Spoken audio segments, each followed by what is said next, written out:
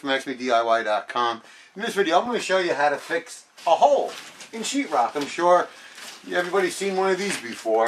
Well, I'm going to show you a quick, easy way to fix it without having all kinds of squares and funky tools that you may not have. Right. First thing I like to do, you have the hole, and it's just all sheetrock behind. In this particular case, I can see where my studs are because it's non-painted wall actually. I'm just going to get a piece of cardboard that I cut just out of a box actually. I'm going to place it right over the hole. Now the good thing with this, it really doesn't matter how crooked it may be or anything.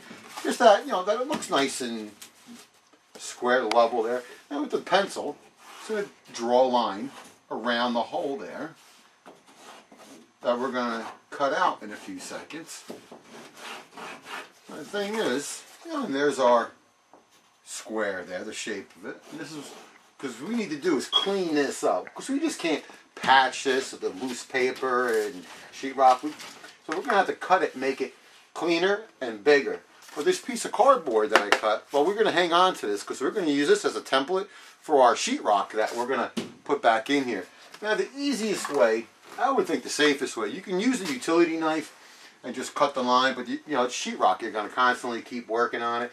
I like the little sheetrock keyhole saw. Works really good, fast and everything. Basically, just get into your line there and start cutting it. And it cuts really simple, really easy. Well, I finished cutting a hole, so it's nice and square, or in this case rectangle. And this is our piece that we just cut. However, yeah, it's a good fit to fit in there, but it's going to fall in. Well, there's an easy way to fix that. You're going to get 2 pieces of wood. Just, any 2 pieces, no big deal. We're going to put them in just like that, and the other one just like that, and screw them in. So then we have somewhere to screw the sheetrock to.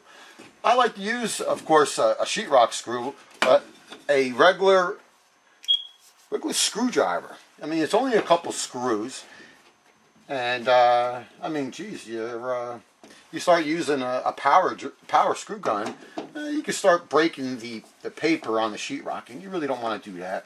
So, easily enough, put a couple screws in it by hand, and you're done. Stop. All right, now I have a piece of scrap sheetrock here. Lucky enough for this hole, so I don't have to buy a whole big piece. But if you have to, you have to. Now remember that piece of cardboard we used? Well, I'm just going to put it right on my sheetrock here, and again, I'm just going to make a template to our piece that we need of our same exact size. Now, yeah, I can use a nice long straight edge, or I can just cut this out with that saw that I just showed you. But I'm going to show you another easier way. I'm going to continue this line, these lines, straight down here. Again, this is not science. You don't have to be really super perfect with it. I'm going to use a regular utility knife with a nice sharp blade on it. And to cut the sheetrock, for those that don't know, well, this is, first of all, this is our surface. This is the face of it. We don't want to use that side there. This is the side that we want facing you. So we're going to cut from this side. You're not cutting it really hard. You just, you want to cut the paper. You're going to cut into the rock a little bit. You're just going to cut it, again, straight as you can by going freehand. Go ahead, I'm going to cut this one too.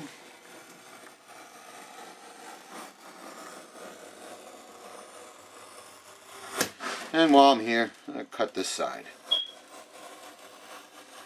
Right, so I cut my line, and the sheetrock's still pretty strong. So what we're going to do, we're going to snap the sheetrock. Turn it over, and this is where we cut the lines right here. Just place my hand on it and pick up a little bit, and there it goes. And it's nice. Now we're going to cut with the knife. We're going to cut the back side of the paper. Yeah, right off, just like that. And the other side. Real simple. And where was our outline? Right there. And voila! Now we have our sheetrock, our piece for the same size. However, a lot of times when you're cutting the sheetrock, you're left with these little chunks right there. You're going to clean them up with a utility knife. Real simple, real easy. There's any real big ones. Remember, this is pretty much the same size as what we just had. Let's clean that up. Alright. Stop.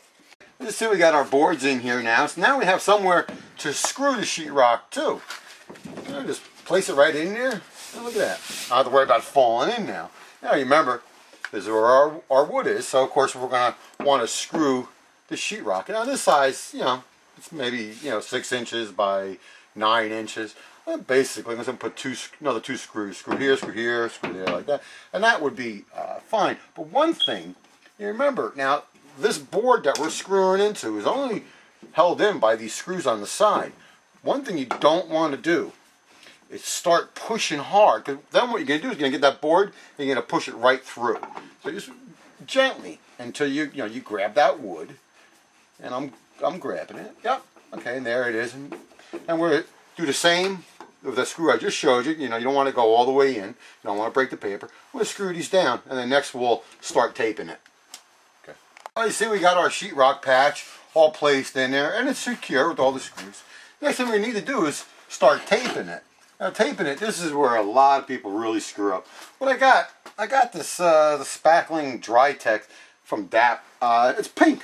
Ain't that pretty cool? It's pink when it's wet, but when it dries, it's going to turn white. I figured this was a great way to show you on the video because the white's really hard to see. Basically, you're going to be putting the spackle on, and then we're going to be putting a paper tape on it, and then basically we're going to be scraping it back off. Because one thing you don't want to do is put too much on. Like any spackle, you want to mix it up a little bit. You want to get a cream going.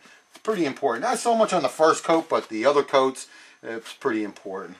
All right, a small knife. You don't have to go big or crazy. Just put it on. Make sure you get a good coverage on it. What you don't want to see is the sheetrock coming through it. That's pretty important. Just go right over it. Now, this is the first of at least 3 coats that we're going to be putting on. Pink does look pretty funny, don't it? All right, next, and just regular sheetrock tape. Again, you buy this in any store. It's only a couple bucks at most. Basically, you just rip a piece of paper. You want to go over your joint line, like that. Tap it in. Again, just right over it, like that. You know what I mean? You have plenty of time to try to make this look as good as you can, and what you want to do is go over all those joints that you have. Alright, well, now that we have the tape in place, what I'm going to do, being that's a short piece, I'm going to kind of hold it just with my thumb right there. We're going to scrape it back off. We're going to push it, we're pushing the tape in, we're taking any air out, and being that we put so much spackle on there, well, we don't want to leave all that behind because we don't want the wall like bulging out. We don't want any of that. So we're going to take it back off, holding the knife on a 45-degree angle, and just going just like you just seen me do there. It's pretty easy. And always clean the knife. Always make sure whenever you're done taking some off, you put that back in, unless it's contaminated with some particles or something, because you don't want that back in. But basically, this is really what you do. You're just going to clean it all up. Make it look nice. One thing you don't want to do is spend a lot of time on it. Now these smaller holes from the sheetrock with the taping is so close together, it could be a little bit of a pain because you're going from one piece to another piece and that piece wants to come off. So it's just a little bit of a pain. But just something really simple, just like this. That's basically it. Oops, a little chunk there behind. Now, we're going to let this set up and dry up nice. So obviously our pink spackle will now become white spackle. But what we don't do is do anything more to it. We're going to let it dry and we're going to be back and we'll put